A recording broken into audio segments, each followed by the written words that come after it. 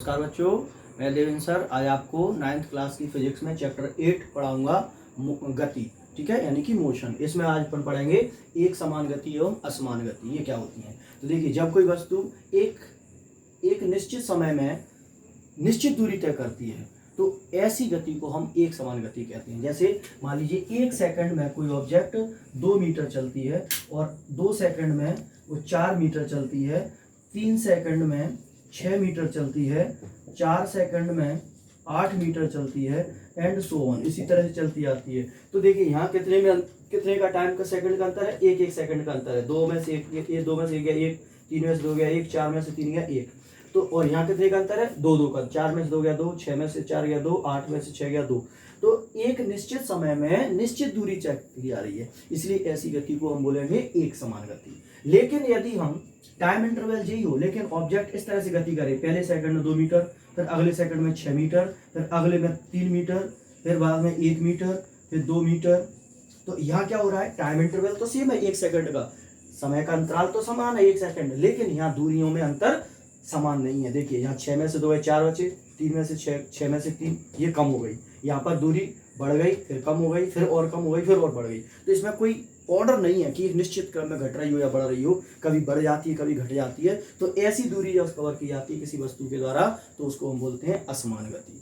ठीक है, अच्छा, तो ये समझ में आ गया आपको बच्चों, एक समान गति और असमान गति क्या होती है। जब कोई वस्तु एक निश्चित समय में निश्चित दूरियां तय करती है तो उसको हम एक समान गति कहते हैं, और जब कोई वस्तु एक निश्चित समय में असमान दूरियां तय करती है तो ऐसी गति को असमान गति कहते हैं। ठीक है, अच्छा, अब इसके बाद पढ़ते हैं हम, क्या पढ़ेंगे, वेग और चाल क्या होती है। तो देखिए, वेग और चाल समझ लीजिए क्या होता है। वेग और चाल किसी वस्तु के द्वारा एकांक समय में चली गई दूरी को चाल कहते हैं। क्या कहते हैं, चाल। यानी कि चाल बराबर क्या होती है, चली गई दूरी बटे समय।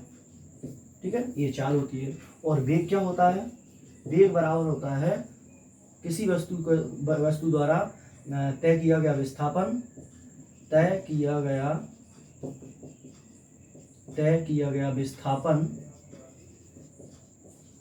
बटे समय। तो दिन की दोनों की परिभाषा समझ लीजिए। किसी वस्तु द्वारा एकांक समय में चली गई दूरी को चाल कहते हैं, और किसी वस्तु के द्वारा एकांक समय में तय किए गए विस्थापन को वेग कहते हैं। देखिए यूनिट क्या होती है, देखिए दूरी की यूनिट होती है मीटर और समय की यूनिट होती है सेकंड। ठीक है, और ऐसे ही विस्थापन की यूनिट होती है मीटर और समय की यूनिट होती है सेकंड। तो दोनों की, चाल की और वेग की यूनिट समान होती है, मात्रक समान होता है, मीटर प्रति सेकंड।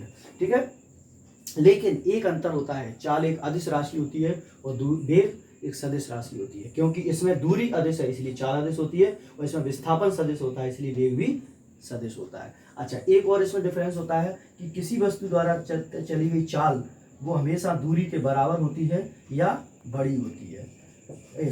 किसी वस्तु द्वारा तय की गई चाल वेग से या तो बड़ी होती है या बराबर होती है, परंतु कम कभी नहीं होती है। ठीक है, और चाल हमेशा कैसी होती है, अदिश राशि होती है, और वेग सदिश राशि होती है।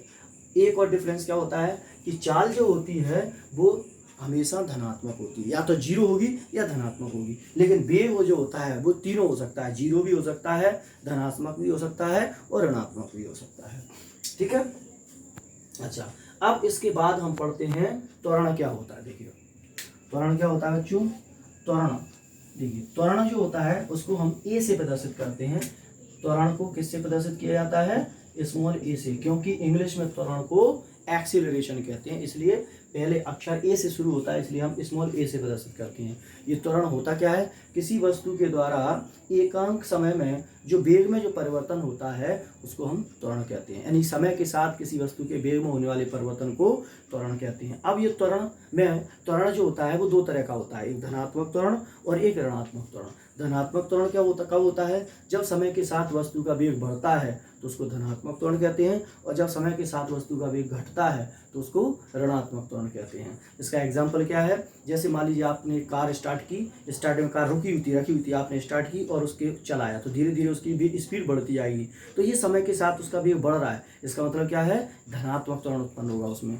और जब जैसे कार मान लो हाईवे पर चली जा रही 70-80 की स्पीड में, अब आप उस पर ब्रेक लगाएंगे तो धीरे धीरे उसका वेग घटेगा। तो इस तरह इसमें वेग क्या है, समय के साथ घटेगा ब्रेक लगाने पर। तो उस टाइम पर जो त्वरण उत्पन्न होता है उसको अपन ऋणात्मक त्वरण कहते हैं। और ऋणात्मक त्वरण का एक दूसरा नाम मंदन होता है। क्या होता है ऋणात्मक त्वरण का दूसरा नाम? मंदन। अब इसकी डेफिनेशन समझ देख लीजिए।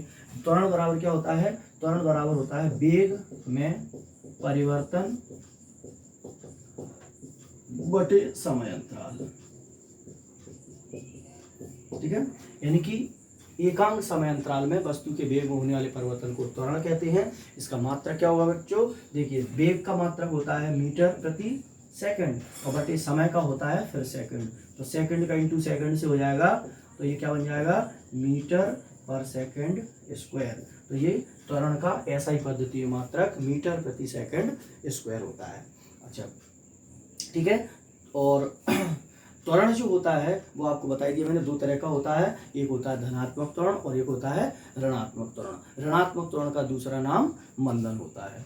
ठीक है बच्चों, तो आज की वीडियो में सिर्फ इतना काफ़ी है। इसके आगे हम अगली वीडियो में डिस्कस करेंगे। नमस्कार, धन्यवाद।